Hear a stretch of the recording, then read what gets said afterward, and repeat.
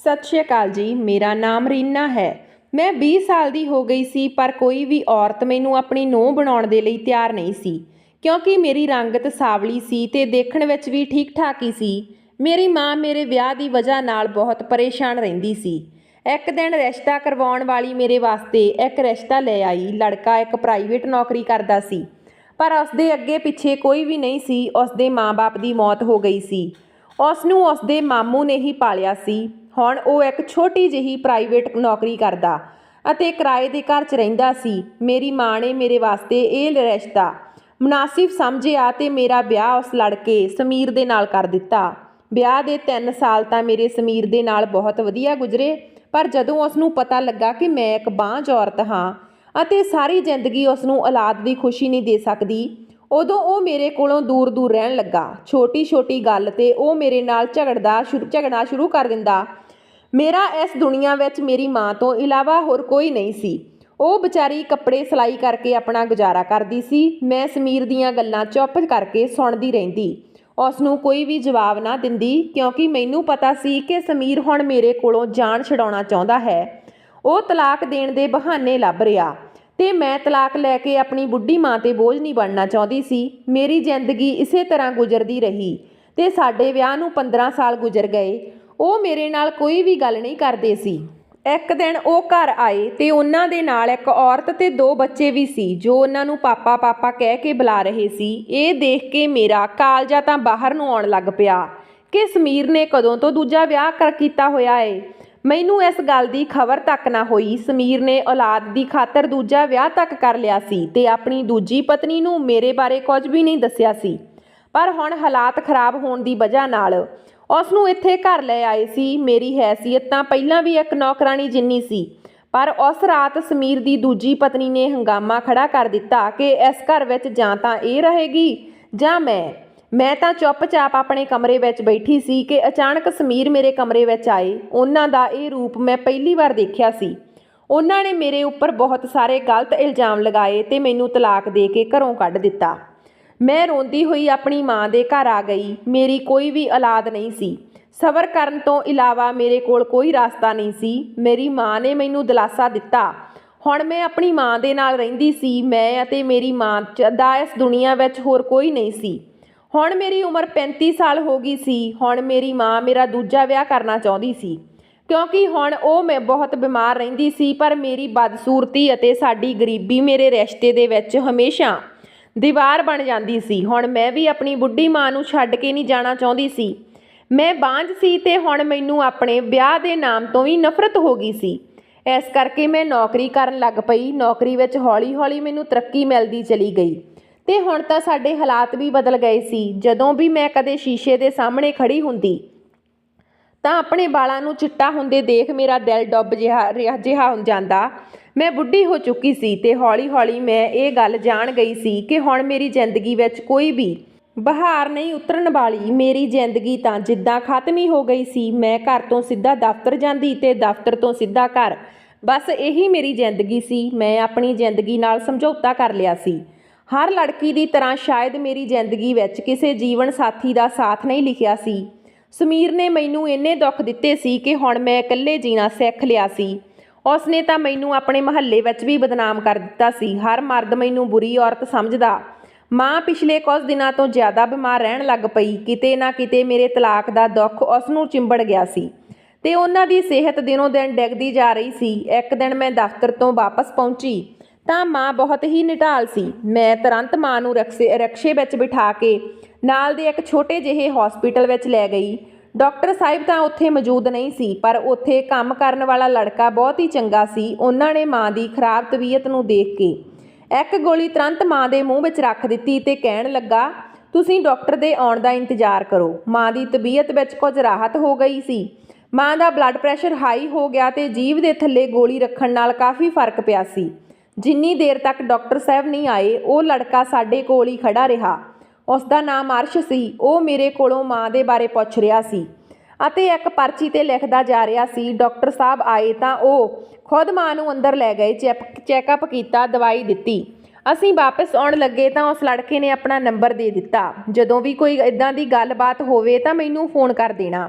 ਉਹ 20 ਸਾਲ ਦਾ ਬਹੁਤ ਖੂਬਸੂਰਤ ਲੜਕਾ ਸੀ, ਪਰ ਉਸ ਤੋਂ ਵੀ ਕਿਤੇ ਜ਼ਿਆਦਾ ਮੈਨੂੰ ਉਸ ਦਾ ਸੁਭਾਅ ਲੱਗਿਆ ਸੀ। ਉਹ ਸਾਰੇ ਮਰੀਜ਼ਾਂ ਦੇ ਨਾਲ ਬਹੁਤ ਚੰਗੀ ਤਰ੍ਹਾਂ ਪੇਸ਼ ਆ ਰਿਹਾ ਸੀ। ਮੇਰੇ ਵਾਸਤੇ ਹੁਣ ਨੌਕਰੀ 'ਤੇ ਜਾਣਾ ਬਹੁਤ ਮੁਸ਼ਕਲ ਹੋ ਰਿਹਾ ਸੀ, ਕਿਉਂਕਿ ਮੈਨੂੰ ਨੌਕਰੀ 'ਤੇ ਵੀ ਹਰ ਸਮੇਂ ਆਪਣੀ ਮਾਂ ਦੀ ਫਿਕਰ ਸਤਾਉਣ ਲੱਗ ਪਈ ਸੀ। 2 ਦਿਨਾਂ ਬਾਅਦ ਮਾਂ ਨੇ ਫੋਨ ਕਰਕੇ ਦੱਸਿਆ ਕਿ ਉਹਨਾਂ ਦੀ ਤਬੀਅਤ ਬਹੁਤ ਜ਼ਿਆਦਾ ਖਰਾਬ ਹੋਣ ਲੱਗ ਪਈ ਆ। ਮੈਂ ਦਫ਼ਤਰ ਤੋਂ ਛੁੱਟੀ ਲੈਣੀ ਚਾਹੀ, ਪਰ ਮੈਨੂੰ ਛੁੱਟੀ ਨਾ ਮਿਲੀ। ਮੈਂ ਅਰਸ਼ ਨੂੰ ਮਜਬੂਰੀ ਵਿੱਚ ਫੋਨ ਲਗਾਇਆ ਤੇ ਉਸ ਨੂੰ ਆਪਣਾ ਮਸਲਾ ਦੱਸਿਆ। ਉਹ ਤੁਰੰਤ ਹੀ ਮੇਰੇ ਘਰ ਜਾਣ ਦੇ ਲਈ ਰਾਜ਼ੀ ਹੋ ਗਿਆ। ਉਹ ਕੁਝ ਦੇਰ ਬਾਅਦ ਅਰਸ਼ ਦਾ ਫੋਨ ਆਇਆ ਸੀ ਅਤੇ ਉਸਨੇ ਮੈਨੂੰ ਦੱਸਿਆ ਕਿ ਮਾਂ ਦੀ ਤਬੀਅਤ ਹੁਣ ਬਿਹਤਰ ਹੋ ਗਈ ਆ। ਉਸਨੇ ਮੈਨੂੰ ਕਿਹਾ ਕਿ ਤੁਸੀਂ ਪਰੇਸ਼ਾਨ ਨਾ ਹੋਵੋ, ਆਰਾਮ ਨਾਲ ਆਪਣਾ ਕੰਮ ਕਰੋ ਤੇ ਤੁਹਾਡੀ ਵਾਪਸੀ ਤੱਕ ਮੈਂ ਤੁਹਾਡੀ ਮਾਂ ਦੇ ਨਾਲ ਰਹਾਂਗਾ। ਇਹ ਗੱਲ ਮੈਨੂੰ ਤਸੱਲੀ ਹੋ ਗਈ ਸੀ। ਮੈਂ ਇੱਕ ਵਾਰ ਫਿਰ ਤੋਂ ਅਰਸ਼ ਦਾ ਦਿਲ ਤੋਂ ਸ਼ੁਕਰੀਆ ਅਦਾ ਕੀਤਾ। ਮੈਨੂੰ ਉਹ ਕੋਈ ਫਰਿਸ਼ਤਾ ਲੱਗ ਰਿਹਾ ਸੀ ਜੋ ਇਸ ਸਮੇਂ ਮੇਰੇ ਕੰਮ ਆ ਰਿਹਾ ਸੀ, ਕਿਉਂਕਿ ਮੇਰਾ ਦਫ਼ਤਰ ਤੋਂ ਨਿਕਲਣਾ ਬਿਲਕੁਲ ਵੀ ਮੁਮਕਿਨ ਨਹੀਂ ਸੀ। ਜਦੋਂ ਮੈਂ ਸ਼ਾਮ ਨੂੰ ਘਰ ਵਾਪਸ ਆਈ ਤਾਂ ਮਾਂ ਦੀ ਤਬੀਅਤ ਕਾਫੀ ਬਿਹਤਰ ਸੀ। ਮਾਂ ਨੇ ਮੈਨੂੰ ਦੱਸਿਆ ਕਿ ਅਰਸ਼ ਨੇ ਮੇਰਾ ਬਹੁਤ ਖਿਆਲ ਰੱਖਿਆ। ਉਹ ਰੋਜ਼ ਹੀ ਮਾਂ ਨੂੰ ਦੇਖਣ ਦੇ ਲਈ ਸਾਡੇ ਘਰ ਆਉਣ ਲੱਗ ਪਿਆ। ਹੁਣ ਤਾਂ ਉਹ ਸ਼ਾਮ ਦੇ ਸਮੇਂ ਪਾਬੰਦੀ ਨਾਲ ਆਉਂਦਾ ਤੇ ਖੁਦ ਹੀ ਮਾਂ ਦਾ ਬਲੱਡ ਪ੍ਰੈਸ਼ਰ ਚੈੱਕ ਕਰ ਜਾਂਦਾ। ਮੇਰੀ ਵੀ ਉਸ ਦੇ ਨਾਲ ਚੰਗੀ ਜਾਣ ਪਛਾਣ ਹੋ ਗਈ ਸੀ। ਅਰਸ਼ ਸਾਡੇ ਘਰ ਦਾ ਇੱਕ ਮੈਂਬਰ ਜਿਹਾ ਬਣ ਗਿਆ ਸੀ। ਮੇਰੇ ਵਾਸਤੇ ਤਾਂ ਉਹ ਮੇਰੇ ਛੋਟੇ ਭਰਾ ਵਰਗਾ ਸੀ। ਜਦੋਂ ਮੈਨੂੰ ਮਾਂ ਦੀ ਤਬੀਅਤ ਨੂੰ ਲੈ ਕੇ ਪਰੇਸ਼ਾਨ ਹੁੰਦੀ, ਮੈਂ ਤੁਰੰਤ ਹੀ ਅਰਸ਼ ਨੂੰ ਫੋਨ ਕਰ ਦਿੰਦੀ ਸੀ, ਜੋ ਪਿਛਲੇ 5 ਸਾਲਾਂ ਤੋਂ ਹਸਪੀਟਲ ਵਿੱਚ ਕੰਮ ਕਰ ਰਿਹਾ ਸੀ। ਉਸ ਨੂੰ ਦਵਾਈਆਂ ਦੇ ਬਾਰੇ ਕਾਫੀ ਜਾਣਕਾਰੀ ਸੀ। ਇੱਕ ਦਿਨ ਜਦੋਂ ਅਰਸ਼ ਆਇਆ ਤਾਂ ਮਾਂ ਸੌਂ ਚੁੱਕੀ ਸੀ। ਮੈਂ ਹਮੇਸ਼ਾ ਦੀ ਤਰ੍ਹਾਂ ਚਾਹ ਬਣਾ ਕੇ ਉਸ ਦੇ ਕੋਲ ਆ ਕੇ ਬੈਠ ਗਈ। ਅਚਾਨਕ ਹੀ ਅਰਸ਼ ਨੇ ਇੱਕ ਇੱਦਾਂ ਦੀ ਗੱਲ ਕਹਿ ਦਿੱਤੀ ਕਿ ਮੈਂ ਹੈਰਾਨ ਰਹਿ ਗਈ। ਮੈਂ ਸੋਚ ਵੀ ਨਹੀਂ ਸਕਦੀ ਸੀ ਕਿ ਅਰਸ਼ ਇਸ ਤਰ੍ਹਾਂ ਦੀ ਕੋਈ ਵੀ ਗੱਲ ਕਰ ਸਕਦਾ। ਮੈਨੂੰ ਲੱਗਿਆ ਕਿ ਸ਼ਾਇਦ ਉਹ ਮਜ਼ਾਕ ਕਰ ਰਿਹਾ। ਮੈਂ ਇਸ ਗੱਲ ਨੂੰ ਇਗਨੋਰ ਕਰ ਦਿੱਤਾ ਅਤੇ ਉਸ ਨੂੰ ਪੁੱਛਣ ਲੱਗ ਪਈ ਕਿ ਉਸਨੇ ਆਪਣੀ ਪੜ੍ਹਾਈ ਕਿਉਂ ਛੱਡ ਦਿੱਤੀ, ਤੇ ਉਹ ਕਹਿਣ ਲੱਗਾ ਉਸ ਨੂੰ ਪੜ੍ਹਾਈ ਦਾ ਕੋਈ ਬਹੁਤਾ ਸ਼ੌਂਕ ਨਹੀਂ ਸੀ। ਉਹਦੇ ਪਿਤਾ ਜੀ ਨੇ ਬਹੁਤ ਜ਼ੋਰ ਦਿੱਤਾ, ਪਰ ਫਿਰ ਵੀ ਉਹ ਪੜ੍ਹਾਈ ਨਹੀਂ ਕਰ ਪਾਇਆ ਅਤੇ ਉਸਨੇ ਆਪਣੀ ਮਰਜ਼ੀ ਨਾਲ ਇਹ ਨੌਕਰੀ ਕਰ ਲਈ। ਉਸਦੇ ਮਾਂ-ਬਾਪ ਉਸਦੀ ਇਸ ਨੌਕਰੀ ਤੋਂ ਖੁਸ਼ ਤਾਂ ਨਹੀਂ ਸੀ, ਪਰ ਅਰਸ਼ ਦੇ ਅੱਗੇ ਉਹ ਕੁਝ ਵੀ ਨਹੀਂ ਕਹਿ ਸਕਦੇ ਸੀ, ਕਿਉਂਕਿ ਅਰਸ਼ ਮਿਜ਼ਾਜ ਦਾ ਜਿੱਦੀ ਸੀ। ਅਰਸ਼ ਕਹਿ ਰਿਹਾ ਸੀ ਕਿ ਉਸ ਨੂੰ ਮਰੀਜ਼ਾਂ ਨੂੰ ਠੀਕ ਹੁੰਦੇ ਦੇਖ ਬਹੁਤ ਖੁਸ਼ੀ ਹੁੰਦੀ ਆ ਤੇ ਬਹੁਤ ਹੀ ਸਕੂਨ ਮਿਲਦਾ, ਪਰ ਪੜ੍ਹ ਲਿਖ ਕੇ ਡਾਕਟਰ ਤਾਂ ਨਹੀਂ ਬਣ ਸਕਿਆ। ਪਰ ਉਸਨੇ ਆਪਣੇ ਇਸ ਕੰਮ ਵਿੱਚ ਇੰਨੀ ਮੁਹਾਰਤ ਹਾਸਲ ਕਰ ਲਈ ਸੀ ਕਿ ਉਹ ਡਾਕਟਰ ਦੀ ਤਰ੍ਹਾਂ ਹੀ ਹਰ ਮਰੀਜ਼ ਨੂੰ ਸਮਝ ਜਾਂਦਾ ਸੀ। ਮੈਨੂੰ ਅਰਸ਼ ਦੀ ਹਰ ਗੱਲ ਹੀ ਚੰਗੀ ਲੱਗਦੀ ਸੀ, ਪਰ ਮੈਂ ਕਦੇ ਵੀ ਇਹ ਨਹੀਂ ਸੋਚਿਆ ਸੀ ਕਿ ਉਹ ਮੈਨੂੰ ਵਿਆਹ ਦੇ ਲਈ ਕਹੇਗਾ, ਕਿਉਂਕਿ ਮੈਂ ਉਮਰ ਵਿੱਚ ਉਸ ਦੇ ਨਾਲੋਂ ਪੂਰੇ 15 ਸਾਲ ਵੱਡੀ ਸੀ ਤੇ ਇੱਕ ਤਲਾਕਸ਼ੁਦਾ ਔਰਤ। ਉਸਨੇ ਅਗਲੇ ਦਿਨ ਫਿਰ ਮੈਨੂੰ ਵਿਆਹ ਦਾ ਪੁੱਛਿਆ ਤਾਂ ਮੈਂ ਉਸ ਨੂੰ ਸਾਫ਼-ਸਾਫ਼ ਮਨਾ ਕਰ ਦਿੱਤਾ ਤੇ ਸਮਝਾਇਆ ਕਿ ਉਹ ਮੇਰੇ ਵਾਸਤੇ ਇੱਕ ਛੋਟਾ ਭਰਾ ਵਰਗਾ ਏ। ਮੈਂ ਤਾਂ ਇਹ ਵੀ ਨਹੀਂ ਸੋਚ ਸਕਦੀ ਸੀ ਕਿ ਮੈਂ ਉਸ ਦੇ ਨਾਲ ਵਿਆਹ ਕਰਾਵਾਂਗੀ। ਮੇਰੀ ਗੱਲ ਸੁਣ ਕੇ ਅਰਸ਼ ਦੇ ਚਿਹਰੇ ਦਾ ਰੰਗ ਫਿੱਕਾ ਪੈ ਗਿਆ ਅਤੇ ਉਹ ਖਾਮੋਸ਼ੀ ਨਾਲ ਚਲਾ ਗਿਆ। ਮੈਨੂੰ ਲੱਗਿਆ ਕਿ ਉਹ ਅਗਲੇ ਦਿਨ ਨਹੀਂ ਆਵੇਗਾ, ਪਰ ਜਦੋਂ ਮੈਂ ਦਫ਼ਤਰ ਤੋਂ ਘਰ ਵਾਪਸ ਆਈ ਤਾਂ ਉਹ ਪਹਿਲਾਂ ਹੀ ਮੇਰੇ ਘਰ ਮੌਜੂਦ ਸੀ ਅਤੇ ਮਾਂ ਉਸ ਦੇ ਨਾਲ ਹੱਸ-ਹੱਸ ਗੱਲਾਂ ਕਰ ਰਹੀ ਸੀ। ਮਾਂ ਨੂੰ ਇੱਦਾਂ ਕਈ ਚਿਰਾਂ ਬਾਅਦ ਹੱਸਦਾ ਦੇਖ ਕੇ ਮੈਨੂੰ ਬਹੁਤ ਖੁਸ਼ੀ ਹੋਈ। ਉਸਨੇ ਮੈਨੂੰ ਦੇਖਦੇ ਹੀ ਬੜੇ ਅਦਬ ਨਾਲ ਬੁਲਾਇਆ ਅਤੇ ਫਿਰ ਤੋਂ ਮਾਂ ਦੇ ਨਾਲ ਗੱਲਾਂ ਕਰਨ ਲੱਗ ਪਿਆ। ਮੈਂ ਉਸ ਲੜਕੇ 'ਤੇ ਹੈਰਾਨ ਸੀ ਜਿਸ ਨੂੰ ਮੈਂ ਕੱਲ੍ਹ ਸਾਫ਼-ਸਾਫ਼ ਮਨਾ ਕਰ ਦਿੱਤਾ ਸੀ ਤੇ ਮੈਨੂੰ ਲੱਗਿਆ ਸੀ ਕਿ ਹੁਣ ਉਹ ਨਹੀਂ ਆਵੇਗਾ, ਪਰ ਉਹ ਤਾਂ ਹਮੇਸ਼ਾ ਦੀ ਤਰ੍ਹਾਂ ਮਾਂ ਦੇ ਨਾਲ ਖੁਸ਼ੀ-ਖੁਸ਼ੀ ਬੈਠਾ ਸੀ।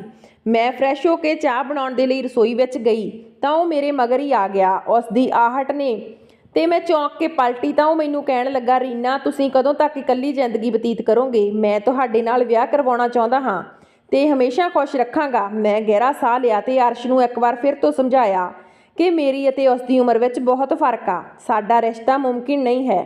ਮੈਂ ਜਾਣਦੀ ਸੀ ਕਿ ਜਿਸ ਤਰ੍ਹਾਂ ਦੀ ਅਰਸ਼ ਦੀ ਆਦਤ ਆ, ਜੇ ਮੈਂ ਸਖਤੀ ਦੇ ਨਾਲ ਪੇਸ਼ ਆਵਾਂਗੀ ਤਾਂ ਉਹ ਇਸ ਗੱਲ ਨੂੰ ਲੈ ਕੇ ਹੋਰ ਵੀ ਬਹਿਸ ਕਰੇਗਾ। ਇਸ ਕਰਕੇ ਮੈਂ ਉਸ ਨੂੰ ਪਿਆਰ ਨਾਲ ਸਮਝਾਉਣ ਦੀ ਕੋਸ਼ਿਸ਼ ਕੀਤੀ ਕਿ ਮੈਂ ਇੱਕ ਤਲਾਕਸ਼ੁਦਾ ਔਰਤ ਹਾਂ ਅਤੇ ਹੁਣ ਤਾਂ ਮੈਂ ਬੁੱਢੀ ਹੋ ਚੁੱਕੀ ਹਾਂ। ਤੂੰ ਕਿਸੇ ਜਵਾਨ ਲੜਕੀ ਦੇ ਨਾਲ ਵਿਆਹ ਕਰ। ਅਰਸ਼ ਇਹ ਗੱਲ ਮੰਨਣ ਨੂੰ ਤਿਆਰ ਹੀ ਨਹੀਂ ਸੀ। ਕਦੀ-ਕਦੀ ਮੇਰੇ ਦਿਲ ਵਿੱਚ ਖਿਆਲ ਆਉਂਦਾ ਕਿ ਅਰਸ਼ ਮੇਰੇ ਨਾਲ ਵਿਆਹ ਕਿਉਂ ਕਰਵਾਉਣਾ ਚਾਹੁੰਦਾ ਸੀ, ਜਦ ਕਿ ਉਹ ਕਮ ਉਮਰ ਅਤੇ ਖੂਬਸੂਰਤ ਸੀ। ਉਸ ਨੂੰ ਤਾਂ ਕੋਈ ਵੀ ਹਸੀਨ ਲੜਕੀ ਮਿਲ ਸਕਦੀ ਹੈ। ਇੱਕ ਦਿਨ ਮੈਂ ਉਸ ਨੂੰ ਗੁੱਸੇ ਵਿੱਚ ਕਿਹਾ, ਪਹਿਲਾਂ ਆਪਣੇ ਮਾਂ-ਬਾਪ ਨਾਲ ਜਾ ਕੇ ਗੱਲ ਕਰੋ ਤੇ ਉਸ ਤੋਂ ਬਾਅਦ ਆ ਕੇ ਮੇਰੇ ਨਾਲ ਗੱਲ ਕਰਨਾ। ਉਸ ਤੋਂ ਬਾਅਦ ਤੋਂ ਹੀ ਮੈਂ ਕੋਈ ਫੈਸਲਾ ਕਰਾਂਗੀ। ਮੈਨੂੰ ਪੂਰਾ ਯਕੀਨ ਸੀ ਕਿ ਅਰਸ਼ ਦੇ ਮਾਂ-ਬਾਪ ਨਹੀਂ ਮੰਨਣਗੇ, ਕਿਉਂਕਿ ਕੋਈ ਵੀ ਮਾਂ-ਬਾਪ ਆਪਣੇ 20 ਸਾਲ ਦੇ ਲੜਕੇ ਦਾ ਵਿਆਹ 35 ਸਾਲ ਦੀ ਤਲਾਕਸ਼ੁਦਾ ਔਰਤ ਨਾਲ ਨਹੀਂ ਕਰੇਗਾ। ਅਗਲੇ ਦਿਨ ਅਰਸ਼ ਸਾਡੇ ਘਰ ਆਇਆ ਤਾਂ ਉਸਨੇ ਵਿਆਹ ਦੀ ਕੋਈ ਵੀ ਗੱਲ ਨਾ ਕੀਤੀ। ਹੁਣ ਮੈਨੂੰ ਤਸੱਲੀ ਹੋ ਗਈ ਕਿ ਉਹ ਮੈਨੂੰ ਪਰੇਸ਼ਾਨ ਨਹੀਂ ਕਰੇਗਾ। ਅਰਸ਼ ਨੂੰ ਸਾਡੇ ਘਰ ਆਉਂਦੇ ਹੋਏ 8 ਮਹੀਨੇ ਹੋ ਗਏ ਸੀ ਤੇ ਪਿਛਲੇ 2 ਮਹੀਨਿਆਂ ਤੋਂ ਉਸਨੇ ਇੱਕ ਵਾਰ ਵੀ ਵਿਆਹ ਦੀ ਗੱਲ ਨਹੀਂ ਕੀਤੀ। ਮੈਂ ਸਕੂਨ ਨਾਲ ਆਪਣੀ ਨੌਕਰੀ ਕਰ ਰਹੀ ਸੀ ਤੇ ਮਾਂ ਦੀ ਤਬੀਅਤ ਵੀ ਕਾਫੀ ਠੀਕ ਹੋ ਰਹੀ ਗਈ ਸੀ। ਮੇਰੀ ਨੌਕਰੀ ਵਿੱਚ ਤਰੱਕੀ ਹੋ ਗਈ ਸੀ ਤੇ ਮੈਂ ਮਾਂ ਦੇ ਨਾਲ ਲਈ ਕੰਮ ਵਾਲੀ ਰੱਖਣਾ ਚਾਹੁੰਦੀ ਸੀ, ਪਰ ਕੋਈ ਭਰੋਸੇਮੰਦ ਔਰਤ ਨਹੀਂ ਮਿਲ ਰਹੀ ਸੀ ਜਿਸ ਨੂੰ ਮੈਂ ਆਪਣੀ ਗੈਰ ਮੌਜੂਦਗੀ ਵਿੱਚ ਆਪਣੇ ਘਰ ਛੱਡਦੀ। ਜਿੰਨਾ ਸਮਾਂ ਅਰਸ਼ ਸਾਡੇ ਘਰ ਰਹਿੰਦਾ ਓਨੀ ਦੇਰ ਤਾਂ ਸਾਡੇ ਘਰ ਰੌਣਕ ਰਹਿੰਦੀ ਅਤੇ ਜਦੋਂ ਉਹ ਚਲਾ ਜਾਂਦਾ ਤਾਂ ਇੱਕ ਸਨਾਟਾ ਜਿਹਾ ਛਾ ਜਾਂਦਾ, ਕਿਉਂਕਿ ਮੈਂ ਘਰ ਦੇ ਕੰਮਾਂ ਵਿੱਚ ਰੁੱਝੀ ਰਹਿੰਦੀ ਤੇ ਮਾਂ ਇਕੱਲੀ ਮੰਜੇ ਤੇ ਪਈ ਰਹਿੰਦੀ।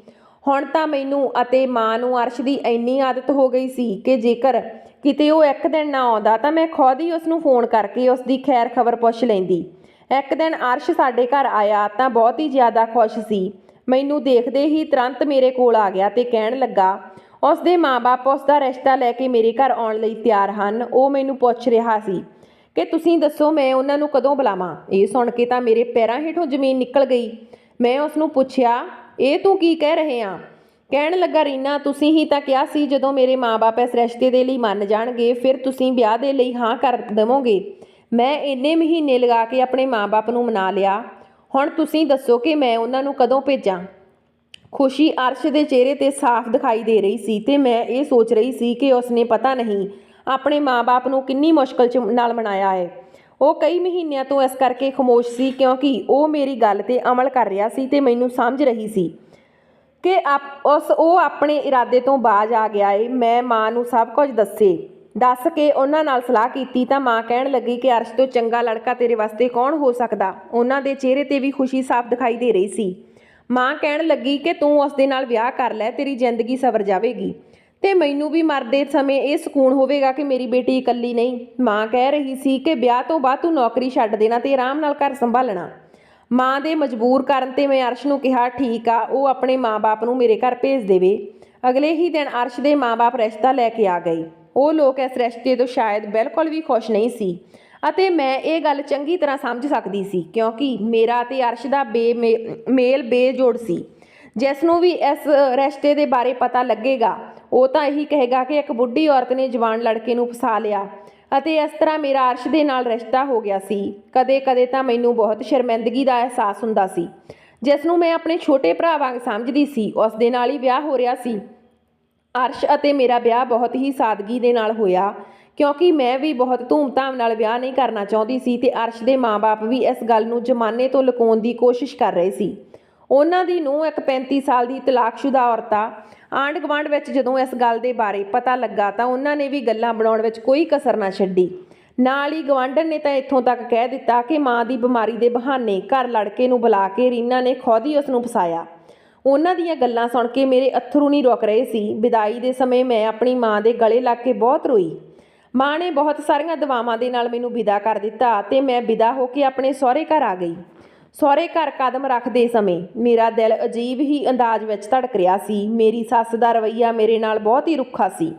ਮੈਂ ਦਿਲ ਵਿੱਚ ਹੀ ਸੋਚ ਲਿਆ ਸੀ ਕਿ ਮੈਂ ਆਪਣੀ ਖਿਦਮਤ ਨਾਲ ਆਪਣੀ ਸੱਸ ਦਾ ਦਿਲ ਜਿੱਤ ਲਵਾਂਗੀ ਅਤੇ ਅਰਸ਼ ਨੂੰ ਕਦੇ ਵੀ ਇਸ ਰਿਸ਼ਤੇ 'ਤੇ ਸ਼ਰਮਿੰਦਗੀ ਨਹੀਂ ਹੋਣ ਦੇਵਾਂਗੀ। ਮੇਰੀ ਸੱਸ ਨੇ ਮੈਨੂੰ ਅਰਸ਼ ਦੇ ਕਮਰੇ ਵਿੱਚ ਬਿਠਾ ਦਿੱਤਾ ਤੇ ਕੁਝ ਹੀ ਦੇਰ ਹੋਈ ਸੀ ਕਿ ਅਰਸ਼ ਕਮਰੇ 'ਚ ਆ ਗਿਆ। ਮੇਰੇ ਦਿਲ ਦੀਆਂ ਧੜਕਣਾਂ ਤੇਜ਼ ਹੋ ਗਈਆਂ। ਅਰਸ਼ ਮੇਰੇ ਕੋਲ ਬੈਠ ਕੇ ਚੁੱਪ ਕਰਕੇ ਮੇਰੇ ਚਿਹਰੇ ਨੂੰ ਦੇਖਦਾ ਰਿਹਾ। ਉਹ ਕਹਿ ਰਿਹਾ ਸੀ ਕਿ ਅੱਜ ਉਸ ਦੀ ਜ਼ਿੰਦਗੀ ਦੀ ਸਭ ਤੋਂ ਵੱਡੀ ਖੁਆਇਸ਼ ਪੂਰੀ ਹੋ ਗਈ। ਮੈਂ ਨਜ਼ਰਾਂ ਚੁੱਕ ਕੇ ਉਸ ਦੇ ਵੱਲ ਦੇਖਿਆ ਤਾਂ ਉਸ ਦੀਆਂ ਅੱਖਾਂ ਵਿੱਚ ਮੇਰੇ ਵਾਸਤੇ ਬਹੁਤ ਮੁਹੱਬਤ ਸੀ। ਉਹ ਕਹਿ ਰਿਹਾ ਸੀ ਕਿ ਰੀਨਾ, ਮੈਂ ਆਪਣੇ ਮਾਂ-ਬਾਪ ਨੂੰ ਇਸ ਰਿਸ਼ਤੇ ਦੇ ਲਈ ਬਹੁਤ ਹੀ ਮੁਸ਼ਕਲ ਨਾਲ ਮਨਾਇਆ। ਮੈਂ ਹਰ ਹਾਲ ਵਿੱਚ ਤੁਹਾਡੇ ਨਾਲ ਹੀ ਵਿਆਹ ਕਰਵਾਉਣਾ ਚਾਹੁੰਦਾ ਸੀ। ਇਸ ਦੇ ਪਿੱਛੇ ਮੁਹੱਬਤ ਤੋਂ ਇਲਾਵਾ ਇੱਕ ਹੋਰ ਵਜ੍ਹਾ ਸੀ ਅਤੇ ਜਦੋਂ ਅਰਸ਼ ਨੇ ਵਜ੍ਹਾ ਦੱਸੀ ਤਾਂ ਮੇਰੇ ਅੱਥਰੂ ਨਹੀਂ ਰੁਕੇ। ਉਹ ਕਹਿਣ ਲੱਗਾ, ਰੀਨਾ, ਮੇਰੀ ਹਮੇਸ਼ਾ ਤੋਂ ਖੁਆਇਸ਼ ਸੀ ਕਿ ਮੈਂ ਆਪਣੇ ਤੋਂ ਵੱਡੀ ਲੜਕੀ ਨਾਲ ਵਿਆਹ ਕਰਾਂ ਤੇ ਫਿਰ ਹਸਪੀਟਲ ਵਿੱਚ ਮੈਨੂੰ ਤੁਸੀਂ ਮਿਲੇ ਅਤੇ ਜਦੋਂ ਮੇਰਾ ਤੁਹਾਡੇ ਘਰ ਆਉਣਾ ਜਾਣਾ ਸ਼ੁਰੂ ਹੋਇਆ ਤਾਂ ਮੈਂ ਹੌਲੀ-ਹੌਲੀ ਤੁਹਾਨੂੰ ਜਾਣਨਾ ਲੱਗਾ ਤਾਂ ਮੈਨੂੰ ਹੌਲੀ-ਹੌਲੀ ਅਹਿਸਾਸ ਹੋਇਆ ਕਿ ਤੁਸੀਂ ਬਹੁਤ ਹੀ ਖੂਬਸੂਰਤ ਦਿਲ ਦੀ ਮਾਲਕ ਹੋ ਤੇ ਮੈਨੂੰ ਤੁਹਾਡੇ ਨਾਲ ਮੁਹੱਬਤ ਹੋ ਗਈ। ਪਰ ਜਦੋਂ ਤੁਸੀਂ ਕਿਹਾ ਕਿ ਪਹਿਲਾਂ ਆਪਣੇ ਮਾਂ-ਬਾਪ ਨੂੰ ਰਿਸ਼ਤੇ ਦੇ ਲਈ ਰਾਜ਼ੀ ਕਰੋ ਤਾਂ ਮੈਂ ਬਹੁਤ ਪਰੇਸ਼ਾਨ ਹੋ ਗਿਆ ਸੀ ਅਤੇ ਜਦੋਂ ਮੈਂ ਡਰਦੇ-ਡਰਦੇ ਆਪਣੇ ਰਿਸ਼ਤੇ ਦੇ ਬਾਰੇ ਗੱਲ ਕੀਤੀ ਤਾਂ ਮੇਰੇ ਬਾਪ ਬਹੁਤ ਗੁੱਸਾ ਹੋਏ। ਮੇਰੀ ਨੌਕਰੀ ਵੀ ਇੰਨੀ ਚੰਗੀ ਨਹੀਂ ਸੀ ਕਿ ਮੈਂ ਵਿਆਹ ਤੋਂ ਬਾਅਦ ਆਪਣੀ ਪਤਨੀ ਦਾ ਖਰਚਾ ਬਰਦਾਸ਼ਤ ਕਰ ਸਕਦਾ ਅਤੇ ਇਹੀ ਗੱਲ ਮੇਰੇ ਮਾਂ-ਬਾਪ ਨੇ ਮੇਰੇ ਸਾਹਮਣੇ ਰੱਖ ਦਿੱਤੀ ਕਿ ਜਦੋਂ ਤੇਰੀ ਪਤਨੀ ਆ ਜਾਵੇਗੀ ਤਾਂ ਉਸ ਦਾ ਖਰਚਾ ਕੌਣ ਚੱਕੇਗਾ। ਮੇਰੇ ਪਿਤਾ ਜੀ ਨੇ ਕਿਹਾ, ਪਹਿਲਾਂ ਇਸ ਕਾਬਲ ਬਣ ਜਾਓ ਅਤੇ ਫਿਰ ਆਪਣੀ ਪਸੰਦ ਸਾਨੂੰ ਦੱਸਣਾ। ਮੈਂ ਆਪਣੇ ਬਾਪ ਦੀ ਇਸ ਗੱਲ ਨੂੰ ਪੂਰਾ ਕਰਨ ਲਈ ਆਪਣੀ ਜਿੰਨੀ ਵੀ ਜਮ੍ਹਾਂ ਪੂੰਜੀ ਸੀ ਉਸ ਦੇ ਨਾਲ ਆਪਣਾ ਮੈਡੀਕਲ ਸਟੋਰ ਖੋਲ੍ਹ ਲਿਆ ਅਤੇ 1-2 ਮਹੀਨਿਆਂ ਵਿੱਚ ਹੀ ਮੇਰਾ ਮੈਡੀਕਲ ਸਟੋਰ ਚੱਲ ਪਿਆ।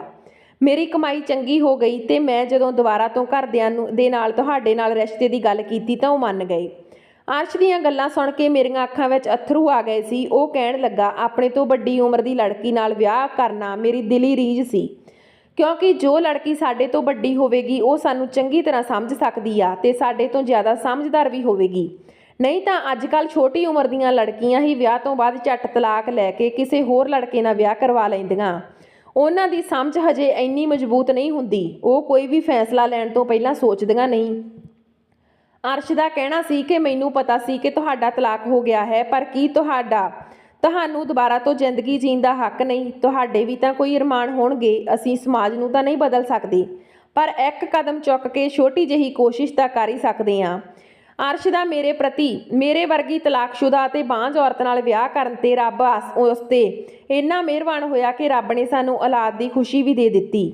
ਇਹ ਔਲਾਦ ਦੀ ਖੁਸ਼ੀ ਰੱਬ ਵੱਲੋਂ ਸਾਡੇ ਲਈ ਤੋਹਫਾ ਸੀ। ਮੈਂ ਆਪਣੀ ਖਿਦਮਤ ਨਾਲ ਆਪਣੇ ਸੱਸ ਸਹੁਰੇ ਦਾ ਵੀ ਦਿਲ ਜਿੱਤ ਲਿਆ ਸੀ। ਮੇਰੇ ਪਹਿਲੇ ਪਤੀ ਨੇ ਮੇਰੇ ਨਾਲ ਜੋ ਕੁਝ ਵੀ ਕੀਤਾ ਸੀ ਮੈਂ ਉਸ ਨੂੰ ਉਸ ਦੇ ਲਈ ਮਾफ़ ਕਰ ਦਿੱਤਾ ਸੀ, ਕਿਉਂਕਿ ਹੁਣ ਉਹ ਬਹੁਤ ਬਿਮਾਰ ਸੀ। ਉਸ ਨੂੰ ਬਲੱਡ ਕੈਂਸਰ ਹੋ ਗਿਆ ਸੀ। ਉਹ ਆਪਣੀ ਜ਼ਿੰਦਗੀ ਦੇ ਆਖਰੀ ਦਿਨ ਗੁਜ਼ਾਰ ਰਿਹਾ ਸੀ।